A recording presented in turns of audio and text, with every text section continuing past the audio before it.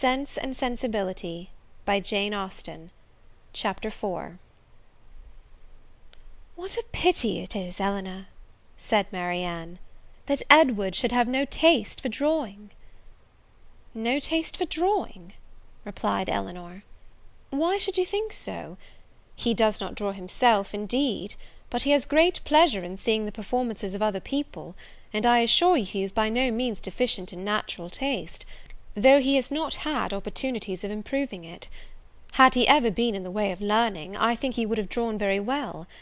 He distrusts his own judgment in such matters so much, that he is always unwilling to give his opinion on any picture; but he has an innate propriety and simplicity of taste, which in general direct him perfectly right."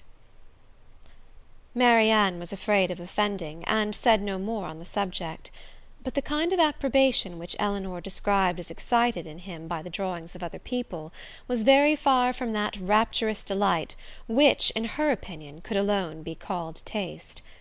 Yet, though smiling within herself at the mistake, she honoured her sister for that blind partiality to Edward which produced it. "I hope, Marianne," continued Elinor, "you do not consider him as deficient in general taste. Indeed, I think I may say that you cannot, for your behaviour to him is perfectly cordial, and if that were your opinion, I am sure you could never be civil to him." Marianne hardly knew what to say. She would not wound the feelings of her sister on any account, and yet to say what she did not believe was impossible. At length she replied, "Do not be offended, Elinor, if my praise of him is not in everything equal to your sense of his merits. I have not had so many opportunities of estimating the minuter propensities of his mind, his inclinations and tastes, as you have; but I have the highest opinion in the world of his goodness and sense. I think him everything that is worthy and amiable." "I am sure," replied Elinor with a smile, "that his dearest friends could not be dissatisfied with such commendation as that. I do not perceive how you could express yourself more warmly." Marianne was rejoiced to find her sister so easily pleased. "Of his sense and his goodness," continued Elinor, "no one can, I think, be in doubt, who has seen him often enough to engage him in unreserved conversation. The excellence of his understanding and his principles can be concealed only by that shyness which too often keeps him silent. You know enough of him to do justice to his solid worth; but of his minuter propensities, as you call them, you have, from peculiar circumstances, been kept more ignorant than myself. He and I have been at times thrown a good deal together, while you have been wholly engrossed on the most affectionate principle by my mother. I have seen a great deal of him, have studied his sentiments, and heard his opinions on subjects of literature and taste; and, upon the whole, I venture to pronounce that his mind is well informed, enjoyment of books exceedingly great, his imagination lively, his observation just and correct, and his taste delicate and pure. His abilities in every respect improve as much upon acquaintance as his manners in person. At first sight, his address is certainly not striking, and his person can hardly be called handsome, till the expression of his eyes, which are uncommonly good, and the general sweetness of his countenance is perceived. At present, I know him so well, that I think him really handsome, or at least almost so. What say you, Marianne?" "I shall very soon think him handsome, Elinor, if I do not now. When you tell me to love him as a brother, I shall no more see imperfection in his face than I now do in his heart." Elinor started at this declaration, and was sorry for the warmth she had been betrayed into in speaking of him. She felt that Edward stood very high in her opinion; she believed the regard to be mutual, but she required greater certainty of it to make Marianne's conviction of their attachment agreeable to her. She knew that what Marianne and her mother conjectured one moment, they believed the next; that with them, to wish was to hope, and to hope was to expect. She tried to explain the real state of the case to her sister. "I do not attempt to deny," said she, "that I think very highly of him, that I greatly esteem, that I like him." Marianne here burst forth with indignation. "Esteem him! Like him! Cold-hearted Elinor! Oh, worse than cold-hearted! ashamed of being otherwise! Use those words again, and I will leave the room this moment." Elinor could not help laughing.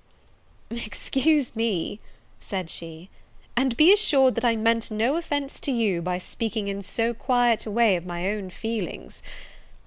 Believe them to be stronger than I have declared. Believe them, in short, to be such as his merit and the suspicion, the hope of his affection for me may warrant, without imprudence or folly. But farther than this you must not believe. I am by no means assured of his regard for me. There are moments when the extent of it seems doubtful, and till his sentiments are fully known, you cannot wonder at my wishing to avoid any encouragement of my own partiality, by believing or calling it more than it is. In my heart I feel little, scarcely any doubt of his preference. But there are other points to be considered besides his inclination. He is very far from being independent. What his mother really is, we cannot know; but, from Fanny's occasional mention of her conduct and opinions, we have never been disposed to think her amiable, and I am very much mistaken if Edward is not himself aware that there would be many difficulties in his way, if he were to wish to marry a woman who had not either a great fortune or high rank." Marianne was astonished to find how much the imagination of her mother and herself had outstripped the truth. "And you really are not engaged to him?" said she. "Yet it certainly soon will happen. But two advantages will proceed from this delay. I shall not lose you so soon, and Edward will have greater opportunity of improving that natural taste for your favourite pursuit, which must be so indispensably necessary to your future felicity. Oh, if he should be so far stimulated by your genius as to learn to draw himself, how delightful it would be!" Elinor had given her real opinion to her sister. She could not consider her partiality for Edward in so prosperous a state as Marianne had believed it. There was, at times, a want of spirits about him, which, if it did not denote indifference, spoke of something almost as unpromising. A doubt of her regard, supposing him to feel it, need not give him more than inquietude. It would not be likely to produce that dejection of mind which frequently attended him. A more reasonable cause might be found in the dependent situation which forbade the indulgence of his affection. She knew that his mother neither behaved to him so as to make his home comfortable at present, nor to give him any assurance that he might form a home for himself, without strictly attending to her views for his aggrandizement. With such a knowledge as this, it was impossible for Elinor to feel easy on the subject. She was far from depending on that result of his preference for her, which her mother and sister still considered as certain.